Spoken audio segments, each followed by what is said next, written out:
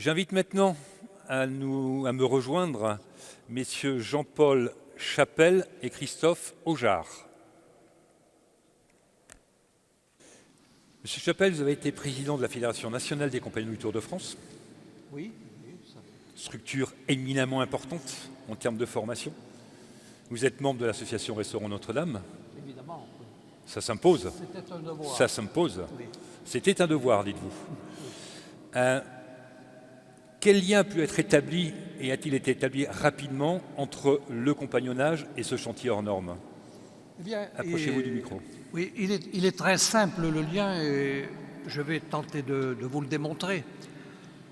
Le compagnonnage et la construction des cathédrales, c'est une vie commune depuis des siècles. On dit d'ailleurs très souvent, les compagnons ont construit les cathédrales. En fait, je vous en reparlerai certainement, il vaut mieux dire que l'épopée des cathédrales a édifié le compagnonnage. C'est intéressant. Oui. C'est intéressant de remettre les choses dans cet ordre-là. Absolument, il faut rester modeste. Alors justement, par rapport à ce travail des compagnons, et on reviendra tout à l'heure sur l'importance de la formation, des métiers d'art, etc. Ce chantier, encore une fois, que j'aime qualifier de chantier hors norme, quels enseignements on peut en tirer en termes notamment de transmission des savoir-faire ou de maintien de certains savoir-faire? Bien, ce chantier qui sera sans doute le chantier du siècle, on a ici devant nous une idée de ce que l'on peut tirer. Je suis ému, moi aujourd'hui, d'être ici dans cette cathédrale, de voir tous ces gens qui s'intéressent toujours à ce chantier de Notre-Dame, qui s'intéressent à ce qui a été, moi, la passion de ma vie. Donc, il y aura de la transmission. Ici, aujourd'hui, on va essayer de faire de vous des acteurs de la reconstruction de Notre-Dame. On va essayer. Un instant, vous allez participer un petit peu à la reconstruction de ce magnifique monument. En termes de valorisation de certains métiers, de certains savoir-faire, on parle beaucoup du charpentier parce qu'effectivement, il est question de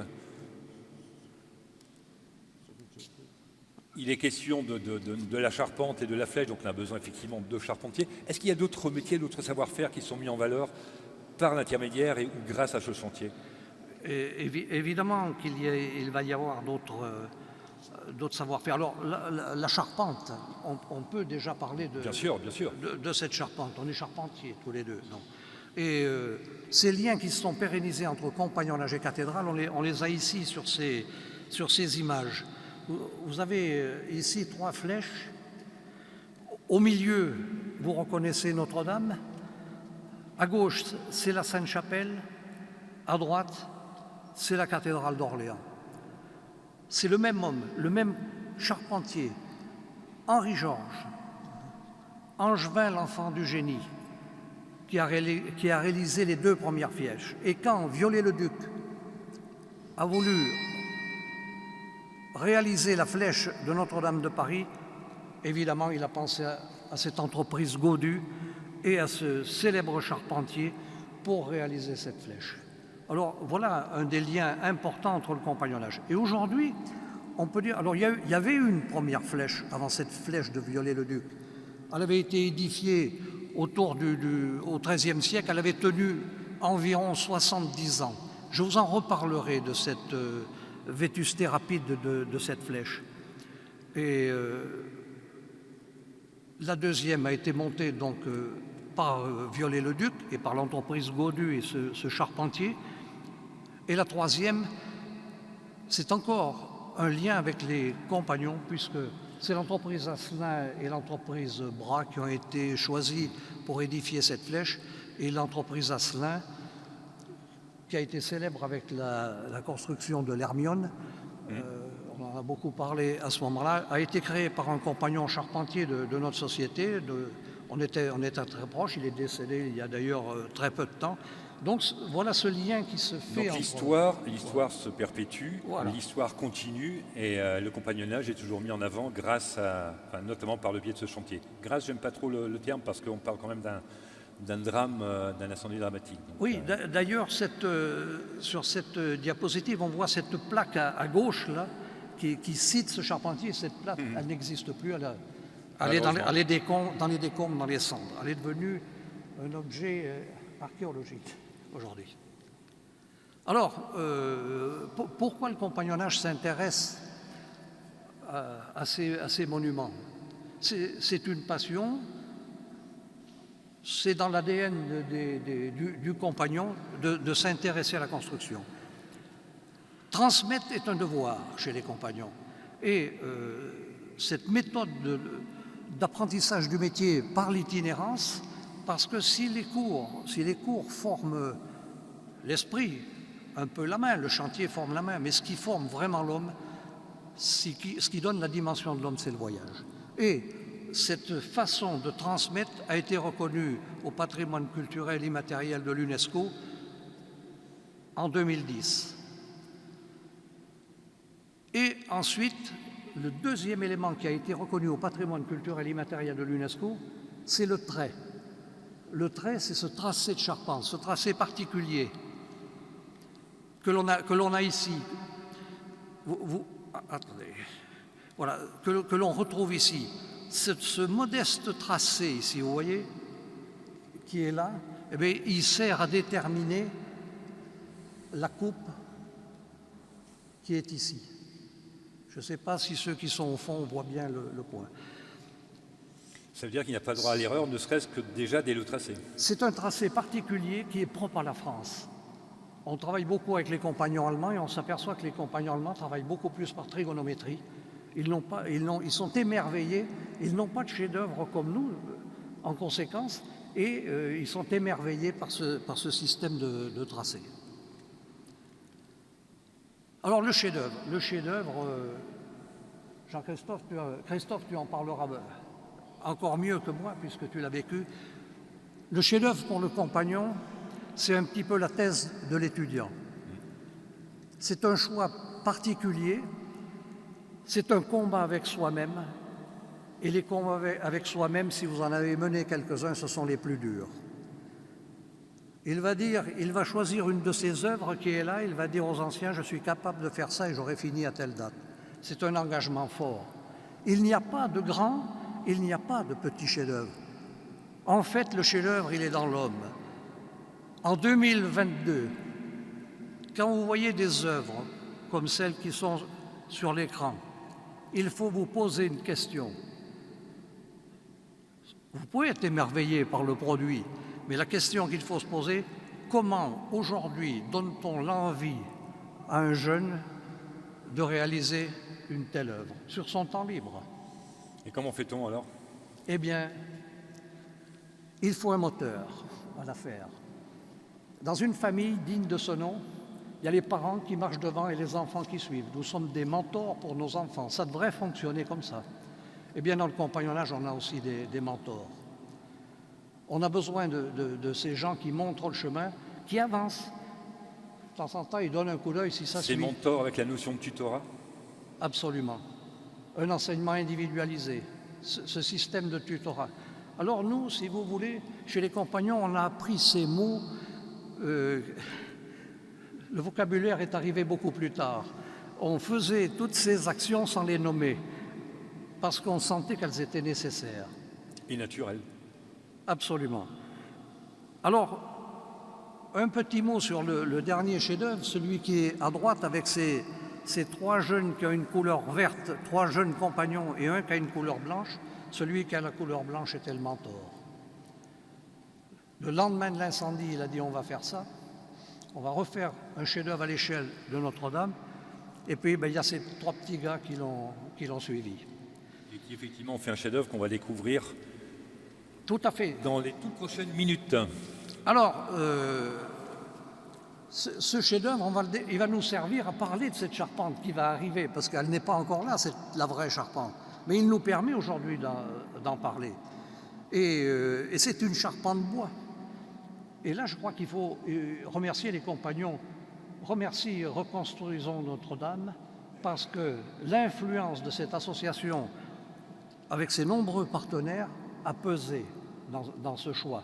Et vous comprenez bien, nous, tous les deux, compagnons charpentiers, on s'en félicite, parce que en fer ou en béton, ça nous aurait dérangé un petit peu. On craignait. Alors, une charpente en bois, comme à l'origine, c'est en cela qu'elle sera identique, mais elle ne sera pas identique. Et là, vous voyez deux vues donc, de cette charpente. Ça pourrait être celle de gauche, la charpente, ça ne sera pas forcément comme cela. Et vous avez l'ancienne là-bas. Vous voyez que c'est très différent. L'intervenant qui vient de vous l'expliquer, les techniques, les calculs, on passe à autre chose. Ça ne sera pas pareil parce que la technologie est arrivée au service de la tradition. On n'est pas en concurrence.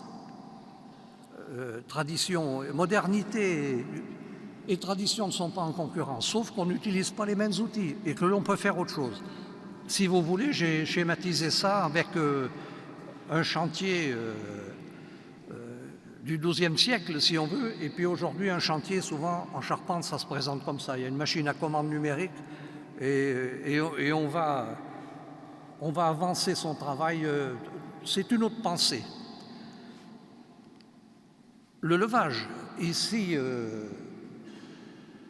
je vous ai pris l'exemple de la Tour Eiffel parce que on aime bien parler des compagnons, évidemment. Ce sont des compagnons charpentiers bois qui ont levé la Tour Eiffel.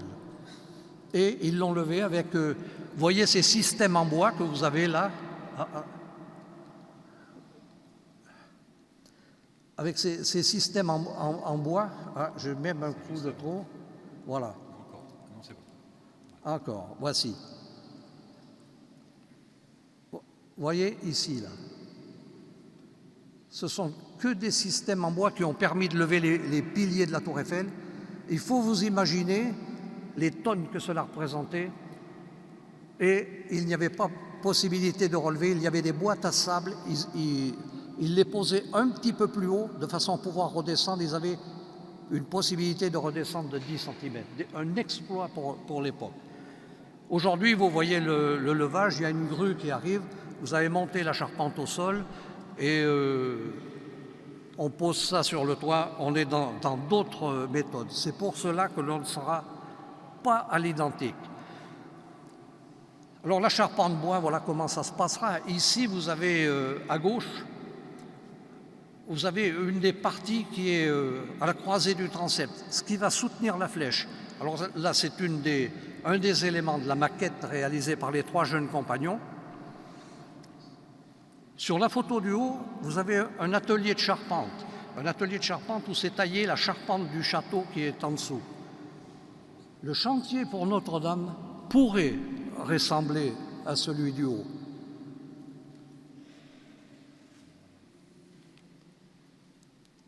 Alors, si on est charpentier, comment oublier quand on est sous ce vaisseau la taille de pierre? Ça va être la première chose à mettre en place, refaire ses voûtes avant de poser la charpente. Il y a un travail énorme. Alors, j'ai pris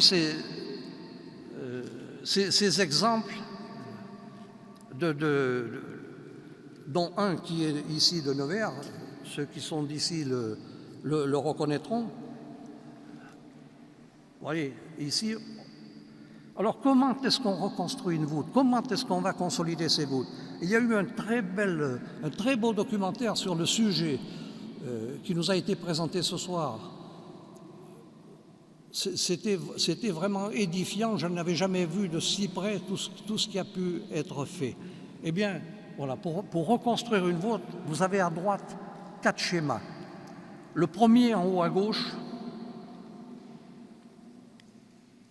qui est ici, sur le blanc, ça marque très peu.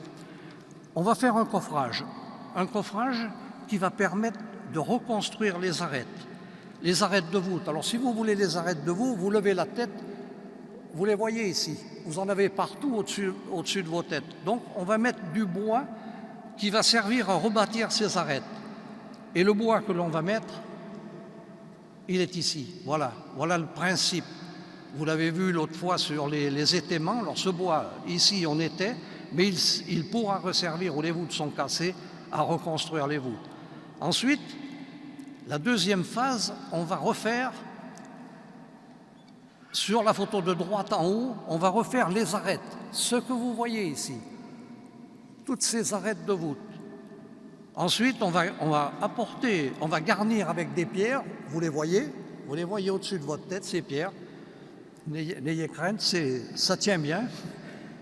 Alors quand on aura construit les voûtes, d'abord on mettra la clé qui va bloquer tout ça.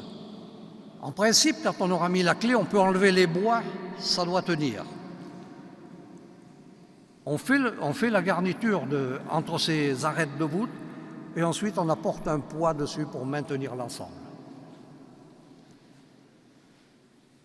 Alors j'ai pris ces exemples-là. Ici en haut, cette pureté émouvante, c'est l'abbaye de Boscodon. Ceux qui sont allés, c'est quelque chose de remarquable pour les tailleurs de pierre. Il y a une simplicité et une beauté dans la simplicité. Et puis après, j'ai voulu attirer l'attention aussi sur la taille de pierre et la sculpture. La sculpture, vous le voyez ici, ces deux éléments. Imaginez des hommes qui arrivent à sculpter la pierre sans éclater. Imaginez, parce qu'on taille sur place, on monte le bloc et on taille sur place. Imaginez un éclat. Encore une fois, lorsque l'on parlait de savoir-faire, oui, c'est une parfaite illustration. Ça dépasse l'entendement. Je crois que si on réfléchit un peu à comment un homme peut faire ça, on a des doutes sur la possibilité. D'où la nécessité aussi de continuer à transmettre ce savoir-faire. C'est pour ça que ce chantier, Pascal Jacob, vous nous avez mis l'eau à la bouche à la fin, un petit peu, avec un projet. Ça nous intéresse au plus haut point. Parce que ce chantier, s'il doit servir à une chose, c'est bien à remettre une charpente en bois sur Notre-Dame, mais il a une deuxième mission, c'est transmettre. Transmettre des envies, transmettre des savoirs. Transmettre une passion. Tout à fait. Sans passion, rien n'existe. Et la passion, on l'entend dans vos propos. Alors, le fin du fin, et je ne suis pas couvreur, mais ce sera la couverture. Parce que là, je reste admiratif. Et je dis à vous tous ici, et les professionnels le savent, seule une conscience professionnelle élevée à son plus haut niveau permettra de mettre hors d'eau les complexes boiseries de la base de la flèche. Son avenir en dépend. Effectivement, je vous ai parlé de la première flèche qui avait duré 70 ans environ. Eh bien, c'est pour ces raisons de problèmes de fuite que cette flèche a pourri. Car, vous le voyez ici,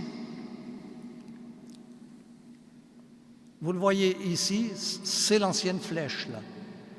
Avec ici, vous l'avez reconnu, le saint qui est là, c'est saint Thomas. Et il a la tête, on lui avait fait les traits de Viollet-le-Duc. Et donc, Viollet-le-Duc, habillé en saint Thomas, se tourne pour voir son travail. Alors, imaginez toute cette partie aux 4 vents, qui est habillée en plomb, toutes ces moulures qui sont réalisées là, tout cela habillé en plomb. Il faut aller faire les soudures dans tous ces coins et recoins. Il ne faut pas qu'une goutte d'eau entre parce qu'elle ne sortira pas et elle pourrira le bois. Donc là, on est dans quelque chose d'exceptionnel. Je pense qu'aujourd'hui, il y a peu de gens qui sont capables de maîtriser ces soudures du plomb et un tel chantier. Ça sera compliqué de trouver les hommes.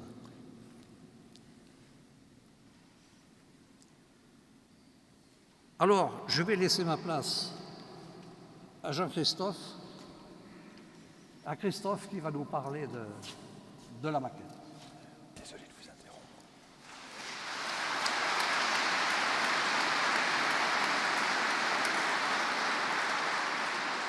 Monsieur Ojard, vous êtes président des Compagnons du Tour de France d'Anglet, compagnon charpentier, c'est bien cela? Exactement.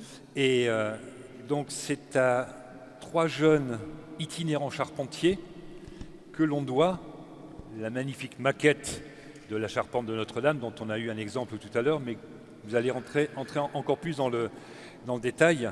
Et le travail de cette maquette, le travail de ces jeunes itinérants charpentiers, c'est une façon fantastique de promouvoir, de mettre en avant un savoir-faire et des métiers. Oui, tout à fait. Bonsoir à tous. On est très heureux, au nom des compagnons du Tour de France, de pouvoir participer à cette manifestation ce soir. Il est important de rappeler un petit peu qui on est, parce que c'est vrai que bien souvent, et dernièrement, j'ai eu l'occasion de feuilleter un bouquin d'histoire de 5e d'un collégien. On parlait du compagnonnage, mais du compagnonnage au XIXe siècle. Je pense que ce soir, on veut aussi vous parler un petit peu du compagnonnage d'aujourd'hui et de demain, et ce qu'on cherche aussi à défendre à travers ce projet de maquette de chef-d'œuvre qui a été réalisé par ces 3 jeunes, c'est de bien arriver à faire passer les messages qui sont ceux de jeunes aujourd'hui au XXIe siècle.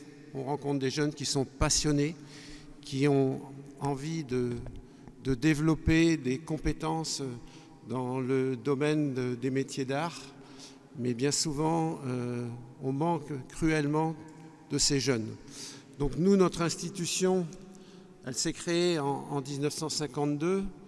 En fait, le compagnonnage existait bien avant, mais il y a eu des compagnons visionnaires qui ont voulu regrouper des sociétés compagnonniques, des corporations, parce qu'avant la guerre, c'était essentiellement des corporations.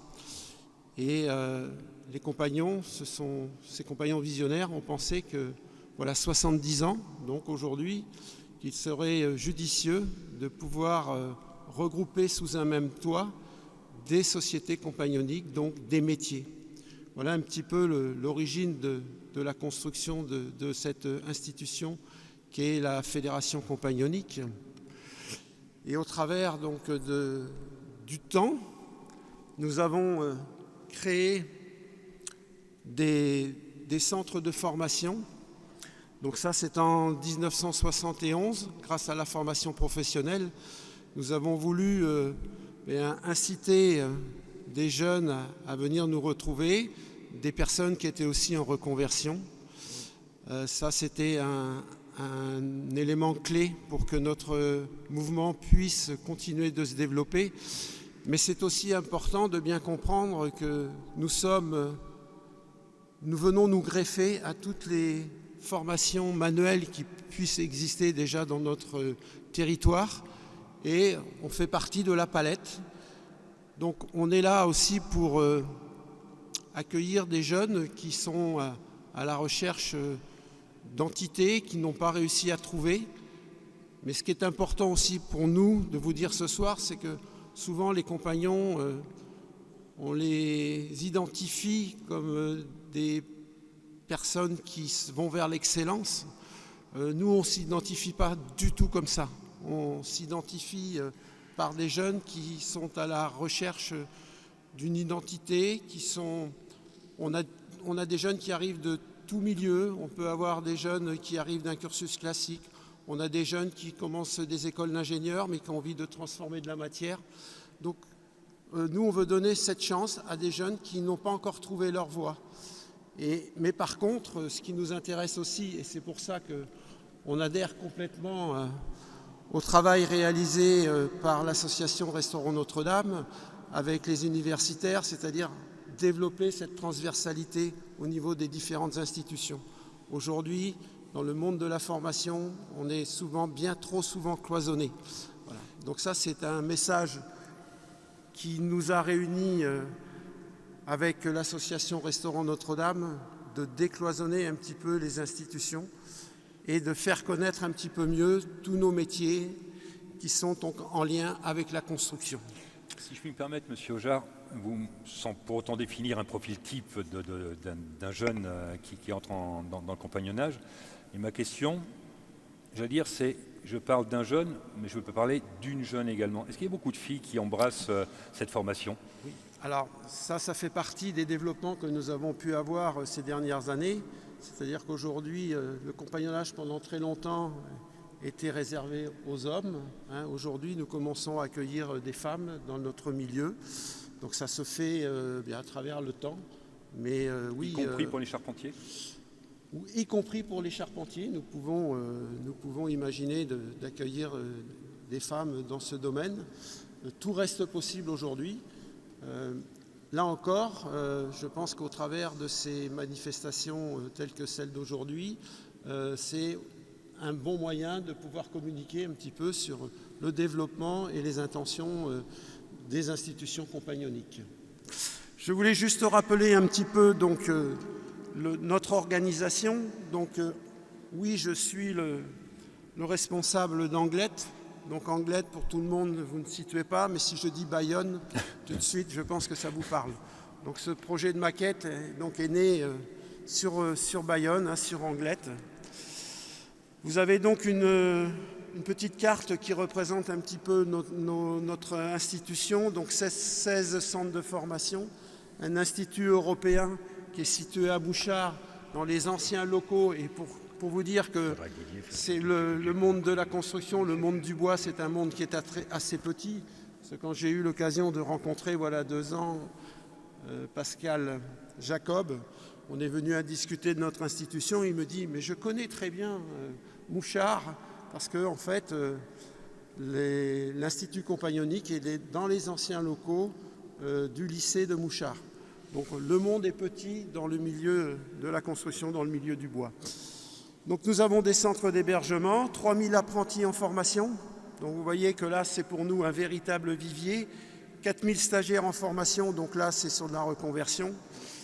Et un chiffre qui existe, mais qui pour nous nécessite quelque part d'être retravaillé, de susciter encore plus de vocations.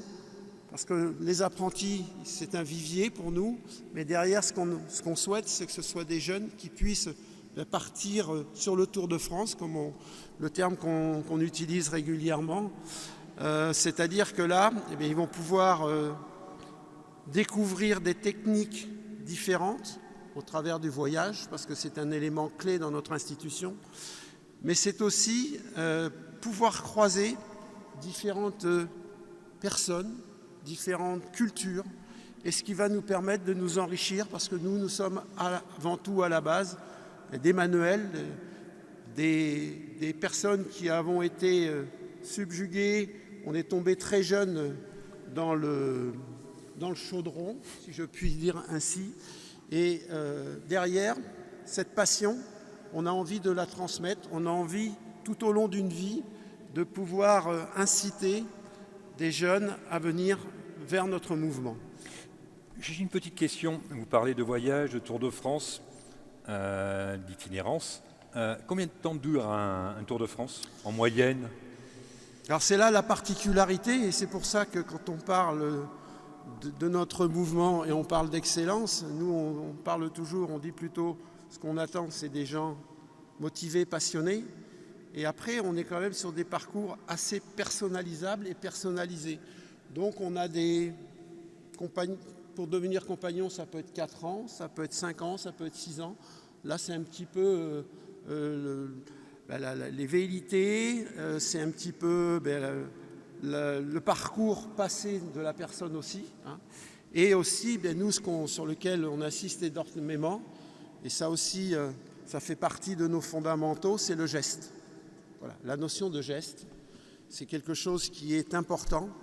Et voilà, si je dois avoir un message autour du geste et le comparer, dans le milieu du sport aujourd'hui, on accepte et on communique énormément sur le fait de dire qu'un grand sportif s'entraîne peut-être plus que voilà 10 ans en arrière pour pouvoir atteindre les sommets.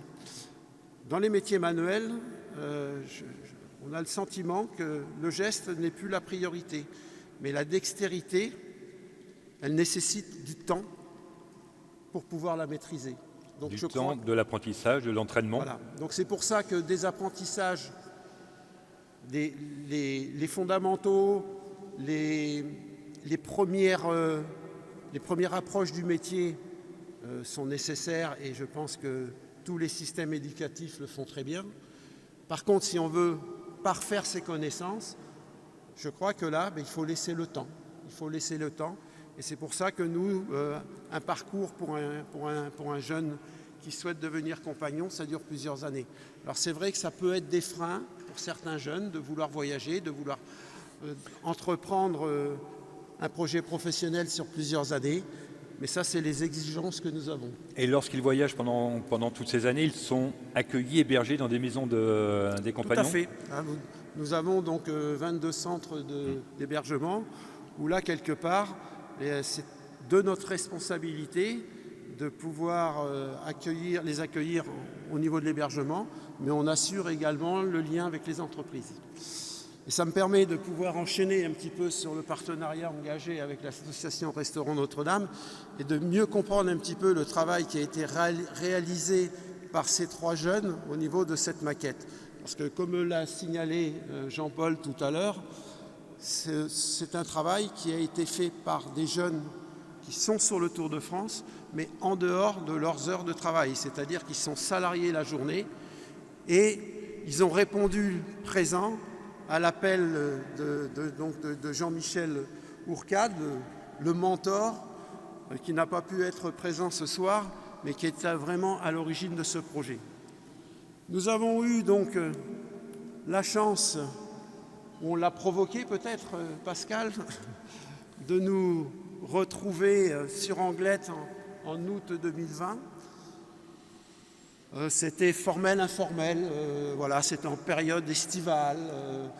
Et nous avons un petit peu échangé sur le projet que pouvait avoir l'association Restaurant Notre-Dame. Pascal connaissait déjà notre mouvement, mais on s'est très vite compris et on a très vite défini des objectifs communs. Donc mettre en valeur le chef-d'œuvre de la charpente Notre-Dame réalisé par 3 jeunes compagnons charpentiers. On a pensé que c'était certainement quelque chose d'assez fabuleux.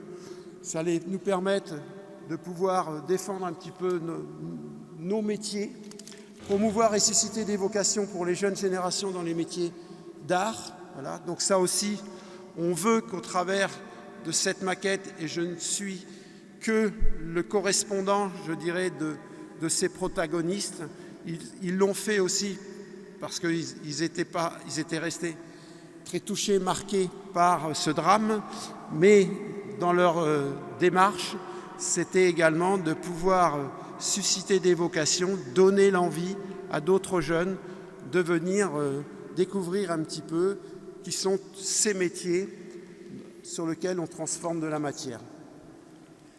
Et puis en 3, je vous l'ai déjà dit, mais je le redis, décloisonner les écoles d'ingénieurs, les écoles d'architecture et les institutions compagnonniques pour plus de transversalité.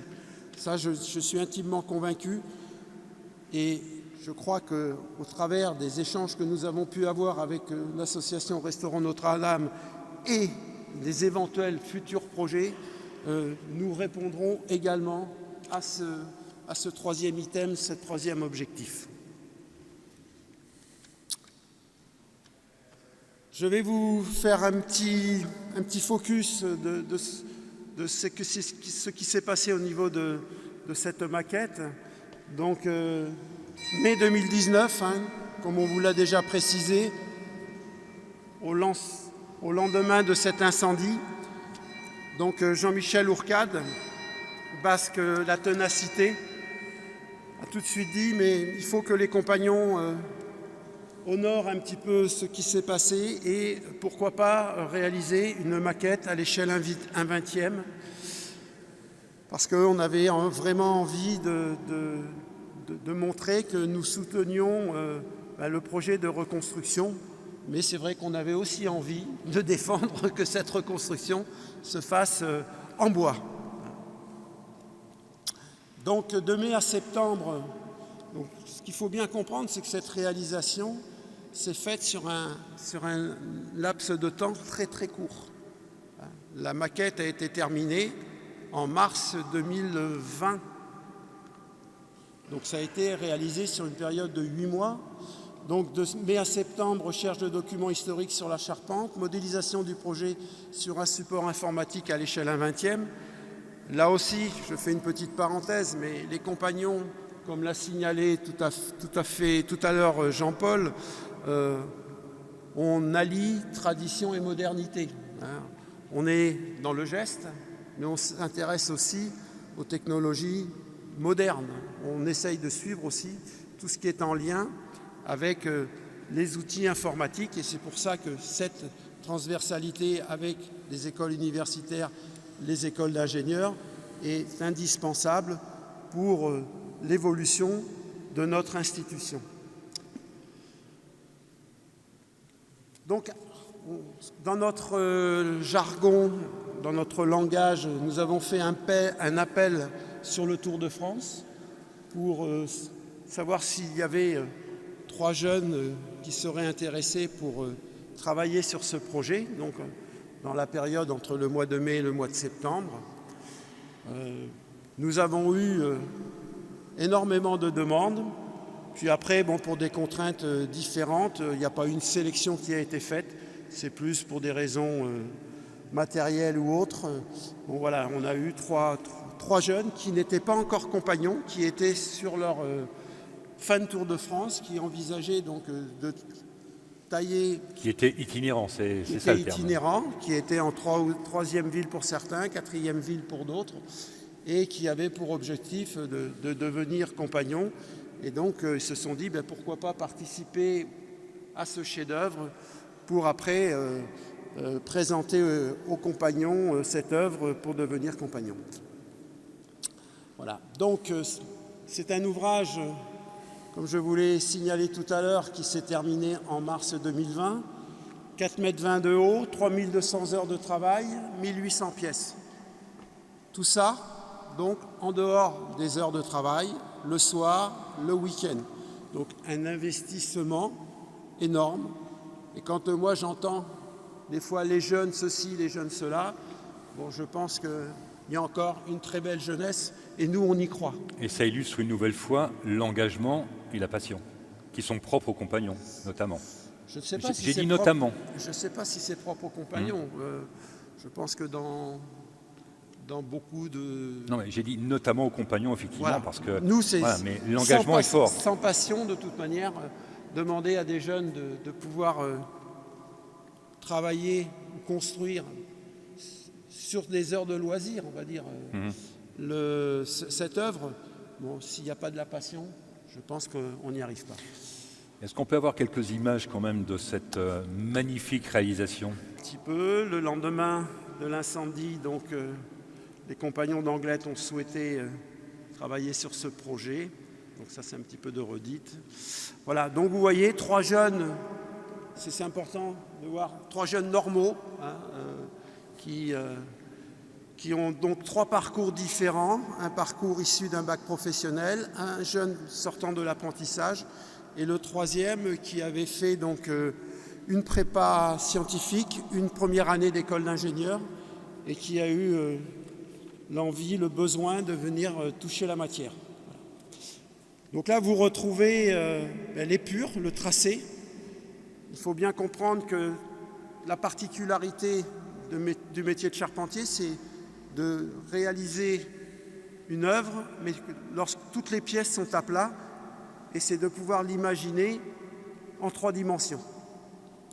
Donc là, vous avez les différentes fermes. Alors c'est un petit peu ce qui va se passer à l'échelle 1. Il y aura des bois qui seront assemblés, taillés, assemblés, et puis ensuite, donc, le terme utilisé dans le domaine de la charpente, c'est le levage. Donc là, c'est beaucoup plus simple que ce qui va se passer réellement, mais ça vous donne un petit peu les différentes phases de réalisation de la véritable œuvre qui sera construite sur Notre-Dame.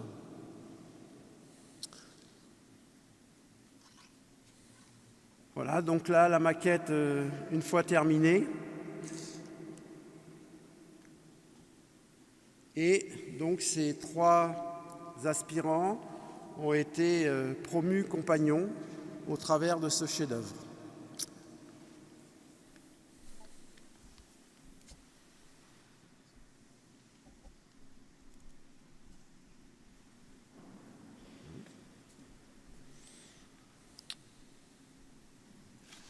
Voilà, on se rend compte du travail remarquable de cette maquette et on a vraiment envie de la voir. A priori, il ne passera pas par Nevers, cette maquette. Alors malheureusement, Pas pour l'instant en tout cas. on est en toute modestie, nous sommes un peu victimes de notre succès. Peut-être grâce à Pascal, je ne sais pas, mais C'est bien pour ça que je le dis. nous avons énormément de demandes et c'est donc dans les différents objectifs qu'on s'était fixés, c'était de faire voyager.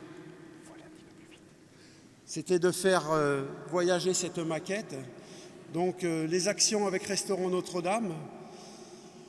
Donc nous avons eu la première action en région parisienne, c'était au Salon du Patrimoine, où cette maquette a été exposée pendant 4 jours, 20 000 visiteurs, des personnalités qui ont donc eu l'occasion de venir nous rencontrer.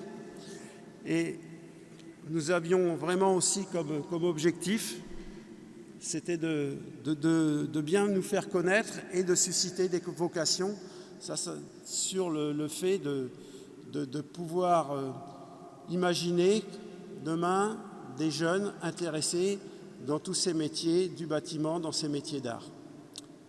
Ensuite, nous avons déplacé la maquette sur Pau pendant une quinzaine de jours, où là, aujourd'hui, au travers de cette exposition et de cette conférence que nous avons pu faire avec Restaurant Notre-Dame, c'était dans notre réseau local, on va dire, on était à 100 km d'Anglet, et nous, aujourd'hui, on voit que ça a suscité des vocations parce qu'on a énormément de demandes cette année, plus que les autres années, vers ces métiers, les métiers du bois, les métiers d'art. Et je pense qu'à la rentrée prochaine, en contrat d'apprentissage, nous aurons beaucoup plus de jeunes.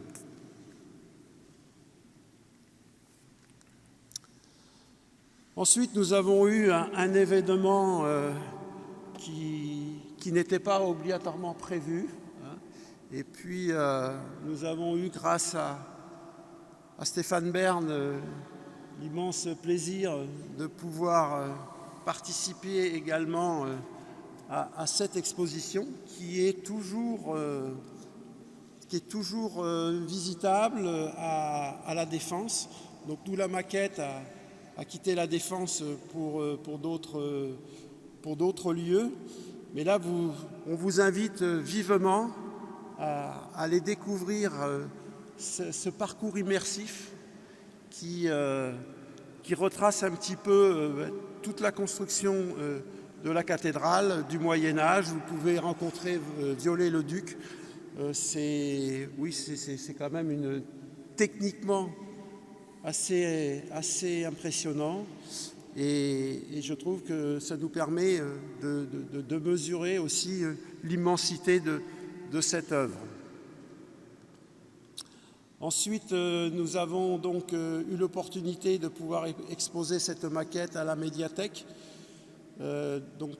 canopée au Forum des Halles. Donc là, c'était l'objectif de capter du jeune. Donc cette œuvre est restée pendant 1 mois au Forum des Halles. Je pense que c'est une opération qui sera reconduite, peut-être pas avec la maquette de Notre-Dame, mais peut-être avec d'autres œuvres, parce que je pense que c'est un lieu qui est assez atypique et stratégique pour arriver à capter et à intéresser des jeunes vers nos métiers. Et puis si vous avez l'occasion cet été d'aller sur Tours, le musée du compagnonnage a été rénové dernièrement, et à partir de demain, jusqu'au 6 novembre, vous aurez cette maquette qui va être exposée, et vous aurez aussi tout un cheminement qui vous permettra de découvrir un petit peu mieux notre mouvement. Je vous remercie pour votre attention. Merci.